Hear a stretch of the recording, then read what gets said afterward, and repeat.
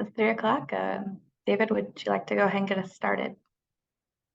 Yeah, sure. Thanks. Thanks, Danielle. So thank you to the members of the public who have joined us today. We're here today to talk about the SJRRC and SJJPA accessible boarding method, and a report that has recently been a draft report that's been published on the Valley Rail website. If you go to the next slide, I just want to introduce who's talking here. So really, we're two agencies in one. The San Joaquin Regional Rail Commission is the governing body and the owner of the Altamont Corridor Express, or the ACE service. The ACE service is a primarily business commute service that serves communities from Stockton into the Tri-Valley and on into the San Joaquin, the Silicon Valley. We currently operate about 4 trains a day, taking passengers to and from work primarily. If you go to the next slide. The San Joaquin Regional Rail Commission also has the pleasure of being the managing agency of the San Joaquin Joint Powers Authority. And this is a separate authority with a separate board that oversees the San Joaquin Intercity Passenger Rail Service, or this is more commonly known, Amtrak San Joaquins. Amtrak San Joaquins is a primarily leisure service that carries passengers from Bakersfield to Oakland, as well as to Sacramento. And both of these agencies together really, oversee much of the passenger rail service in the San Joaquin Valley to and from. We go to the next slide. The agenda today is we're going to go over the Valley Rail program, which is a joint program of both agencies that is really expanding passenger rail in the San Joaquin Valley. We're going to talk a little bit about how the stations, the new stations, are being designed for Valley Rail, some of the overarching processes and principles that have gone into them. And then we're going to talk specifically at that point. We're going to hand it off to Danielle, who's going to really go through the rest of the agenda, which is really the sort of the meat of the meeting today, which is really to talk about ADA boarding methods, about how we currently do that in the service, some of the constraints that we have as a part of our system, to sort of define, well, what does level boarding mean, to define this process that we're in right now, the equivalent facilitation request process, do a system compliance overview, accessibility options and evaluation, as well as the report analysis overview. We're going to sort of recommend the solution, and then we're going to take all of your comments today, as well as we'll be continuing to take comments via the website and other means, and Danielle will go through that process at the end of the agenda. You go to the next slide. So something that both agencies embarked on several years ago is an expansion of service that's called the Valley Rail program. And this really expands both ACE down to initially to Ceres and Turlock, and then to Merced, as well as both services expanding service up to Sacramento, to Natomas, and then potentially even beyond that in the future. And as we began to designing the stations for this expansion, which really does include quite a few new stations, we really tried to think through, well, how do we go through a design process that kind of meets all of the vision and goals of our agency, as well as our jurisdictions and communities. And we really went through this specific process where we outlined a series of principles, which I'll share in the next slide, some guidelines that really sort of help form the stations themselves, as well as a set of criteria that all of the station design teams are utilizing, so that the stations are somewhat similar in the end. When you sort of look at the principles that were adopted by sort of a public committee that oversees the station design process, really these 5 were the principles that were approved, and things that we continue to return to. I think really in the context of this conversation, the first 2 are really sort of important for this discussion. Really the first overlay for how do we want to design stations in the Valley Rail program is really a people first approach. So the whole point of the stations existing is that people are going to show up to them and they're going to get on the train. So the hope is that, and the requirement really is that these stations are designed in a way that makes sense, like for the people who are going to be using them. And then when we think of the different types of people utilizing the stations, really principle 2 comes into play there. So how can we make sure that we design stations in a way that serves everyone in our communities as best as we can, with sort of some of the limitations that might be out there. Well, if you go to the next slide, something that was pretty clear, like as we were getting ready to design these new stations, which there are 16 new stations as a part of the Valley Rail program. Right now, they're all in various stages of design. We knew that we needed to go through this process of really determining sort of the ADA boarding method.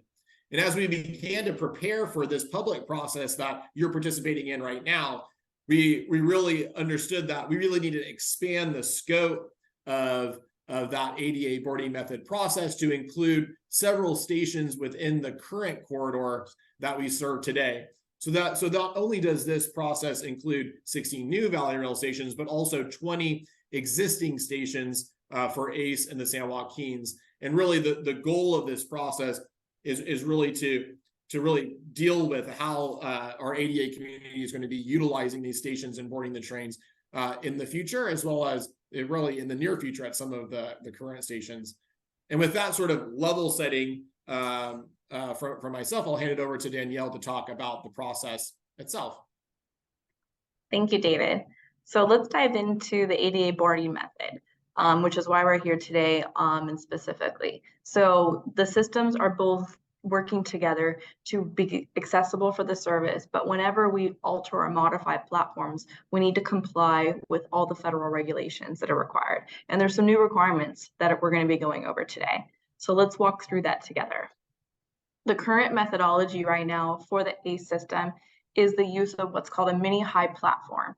And on the left-hand side in the picture, you'll see like there's a piece of concrete that's lifting someone up to the appropriate height, that then a bridge plate is then placed down in order for a passenger to be able to get onto the train in an easy fashion manner. And that's the current system for ACE and being used. For San Joaquins, on the right-hand side here, we are using what's called a mobile wheelchair lift. And this is a device where a passenger would enter onto the device and the operator would hand crank that up, and then the passenger would be able to board to the train, and then they'd be able to stow that piece of equipment away until needed again. And so both of these methods were implemented prior to the 2012 effective date of a new regulation that's called level boarding. And so as we look at how to apply the regulations on our system, we need to look at how some of the constraints that we're facing. So we have a variety of equipment constraints. We have a lot of different types of cars between the Amtrak and the San Joaquin services and for the ACE services. So there's not one platform height that would be able to match where to make the vertical gap difference solved. We also have to meet all the different freight clearances and requirements from the track perspective, from the freights, from the CPUC requirements for each train, and we need to address a variety of different operational constraints for the systems that we operate on, and following what the host railroads, the UP, the BNSF, and others require as on the system. So what is level boarding? This is in part 49 CFR 37. It was introduced in the early 2000s and went into effect for any projects altering a station platform after 2012. And it basically is a level platform with the height of the train. So on the picture on the right, you'll see there's very minimal horizontal and vertical gap for a person to be able to enter from the platform onto the train. That is the definition of what is level boarding. So with all the constraints that we're facing, what we're proposing and recommending is an equivalent facilitation request.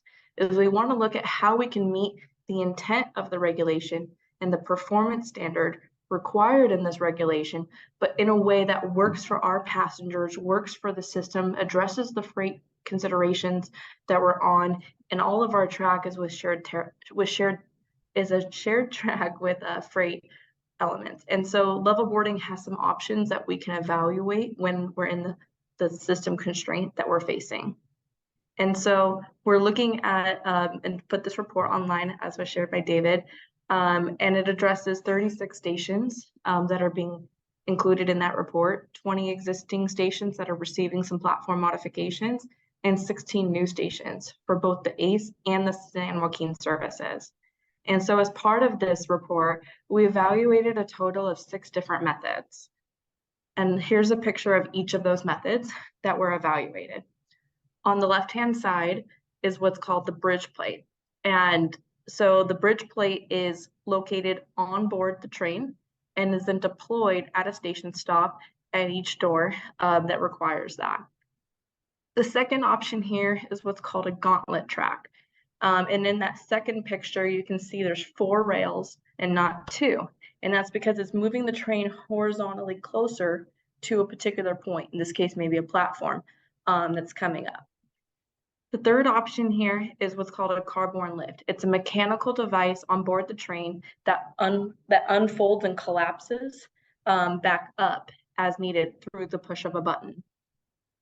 The fourth option here is what's called a retractable platform.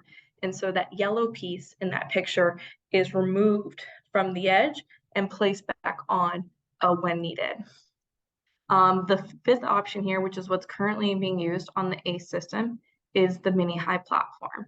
And so this is a device that's embedded permanently into the station itself, lifts someone up horizontally, and then it's combined with the very first picture on the left, which is a bridge plate for someone to be able to level board onto the train.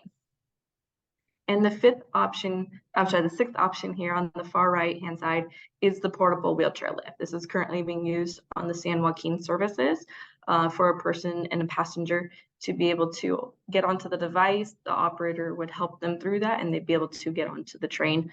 And then the operator would stow that device away until it's needed again. So as we go through our evaluation in selecting a method, or in this case, maybe a combination of methods, we needed to look at the horizontal requirements that are required as part of this, which is less than 3 inches. We need to look at vertical requirements at less than an inch, 5/8 of an inch even on that. We need to evaluate different options that work with all the different train cars and equipments for multiple services, for the ACE service and for the San Joaquin service. We needed to look at how the operational feasibility of each method would work, especially considering and how we're addressing that on the freight and host railroad requirements and combining that. And so we looked at each of those methods and we're able to really determine that the best method that we're recommending for consideration is to look at the reuse of the mini high platforms and the reuse of the wheelchair lifts going forward, and a combination of those with the bridge plates that are needed in order to use the mini high platforms. And so our report analyzes the infrastructure in each of those 6 methods, how that would work with the host railroads that we operate on, how the boarding equipment will be deployed, maintained, operated. It dives into a lot of those details. It explains how personnel will be trained and how that will be working with passengers on a day-to-day basis. We need to, of course, do our public participation, which this is a step in that process, as well as perform a cost comparison between the methods. And so ultimately, our recommended solution is the combination of the mini high platforms with the use of bridge plate for largely the ACE services, and San Joaquin services will continue to use wheelchair lifts and exploring future methods as well for combinations of these. And so with that, that's the end of the presentation right now, and we'd like to just share that this report is available online. I'm hoping that you received a copy of that link with how you got the information today, and that this link works great for you guys. As part of the meeting today, we'd love to take on questions at this time. We'd like you to use the raise hand feature or type your question in the chat so that we can answer each of your questions or concerns. Ultimately, we do request that all comments be formally emailed to this email address so that we can make sure that we address each and every comment as we go through. And then ultimately, our plan right now is to have all those comments by the end of November here, November 22nd, and then be able to take that back to the board in January for full consideration on a final method and approval. And then we can submit thereafter to the federal authorities for their final approval.